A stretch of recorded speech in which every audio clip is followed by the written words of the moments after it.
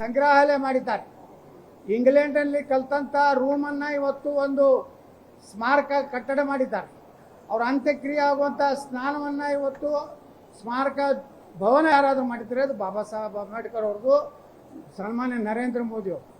ನಾವು BJPಯವರು ಅಂಬೇಡ್ಕರ್ ಅನುಯಾಯಿಗಳು, ನಾವು ನಕಲಿ ಅನುಯಾಯಿಗಳಲ್ಲ. ಅವರ ಸಂವಿಧಾನಕ್ಕೆ ಗೌರವ ಕೊಡುವಂಥ ಕೆಲಸ ಮಾಡಿದ್ದೀವಿ. ನಾವು ಅಟಲ್ ಬಿಹಾರಿ ವಾಜಪೇಯಿ ಸರ್ಕಾರದಲ್ಲಿ ನಾನು ಮಂತ್ರಿ ಇದ್ದೆ. ಒಂದೂ ಸಹ ಅಂಬೇಡ್ಕರ್ ಅವರ ಸಂವಿಧಾನಕ್ಕೆ ಅಪಮಾನ ಆಗುವಂಥ ಕೆಲಸ ಮಾಡಿಲ್ಲ.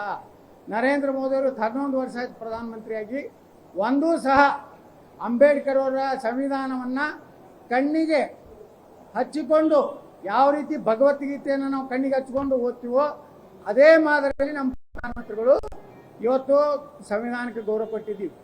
ನಾವು ಯಾರು ಇವರು ಕೇವಲ ಡೋಂಗಿ ಕಾಂಗ್ರೆಸ್ಸಿಗರಿಗೆ ನೈತಿಕತೆ ಇಲ್ಲ, ಅಂಬೇಡ್ಕರ್ ವಿಚಾರಗಳನ್ನೆಲ್ಲ ಮುಚ್ಚಿಟ್ಟಿದ್ರು. ಇದೇ ಪಂಡಿತ್ ಜವಾಹರ್ಲಾಲ್ ನೆಹರು ದಲಿತರಿಗೆ ಮೀಸಲಾತಿ ಕೊಡೋದಕ್ಕೆ ವಿರೋಧ ಇದ್ದರು. ಅಂದು ಪ್ರಧಾನಮಂತ್ರಿ ಇದ್ದಾಗ ಎಲ್ಲ ಮುಖ್ಯಮಂತ್ರಿಗಳ ಪತ್ರ ಬರೆದು ಒಂದು ವೇಳೆ ದಲಿತರಿಗೆ ಮೀಸಲಾತಿ ಕೊಡೋದಾದರೆ ನಾ ಸಂವಿಧಾನವನ್ನು ಬದಲಾವಣೆ ಮಾಡಲಿಕ್ಕೆ ತಯಾರಿದ್ದೀನಿ ಅಂತ ಮಾತನ್ನು ಹೇಳಿದವರು ಪಂಡಿತ್ ಜವಾಹರ್ಲಾಲ್ ನೆಹರು. ಅದಕ್ಕೆ ಇವತ್ತೇನು ಕರ್ನಾಟಕ ವಿಧಾನಸಭೆಯಲ್ಲಿ ಭಾಳ ಪ್ರಮುಖವಾದಂಥ ಚರ್ಚೆ ಉತ್ತರ ಕರ್ನಾಟಕ ನಡೆದಿದೆ. ಉತ್ತರ ಕರ್ನಾಟಕದ ಅಭಿವೃದ್ಧಿ ಬಗ್ಗೆ ಚರ್ಚೆ ಮಾಡಿದ್ವಿ.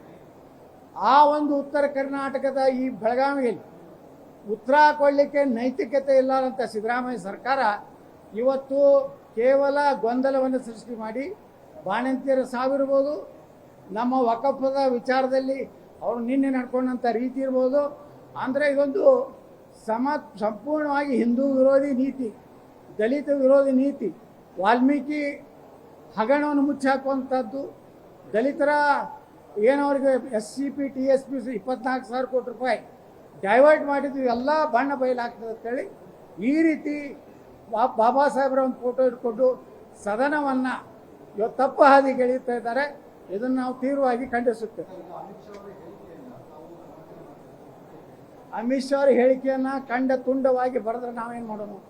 ಅವ್ರು ಹೇಳಿದ್ದೇ ಬೇರೆ, ಇವರು ಅದನ್ನು ಅರ್ಥವನ್ನು ಈ ಖರ್ಗೆ ಅವ್ರಿಗೆ ಹತಾಶೆ ಆಗಿಬಿಟ್ಟಾರೆ.